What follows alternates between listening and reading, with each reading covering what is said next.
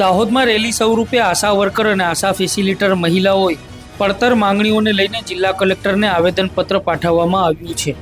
દાહોદ જિલ્લા કલેક્ટર કચેરી ખાતે ગુજરાત જનરલ કામદાર એસોસિએશનના નેજા હેઠળ આશા વર્કર બહેનો અને આશા ફેસિલિટર બહેનોએ આવેદનપત્ર સુપરત કર્યું છે। છેલ્લા ઘણા સમયથી આશા વર્કર બહેનો અને આશા ફેસિલિટર બહેનો પોતાની પડતર માંગણીઓને લઈને આંદોલન કરી રહી છે।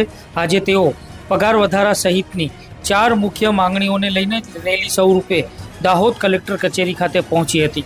આશા વર્કર અને ફેસિલિટર બહેનોએ પોતાના હાથમાં બેનરો લઈને અમારી માંગે પૂરી કરો જેવા નારાઓ લગાવ્યા હતા અને કલેક્ટરને આવેદનપત્ર સુપરત કરીને તેમની માંગણીઓ સંતોષવા રજૂઆત કરવામાં આવી હતી।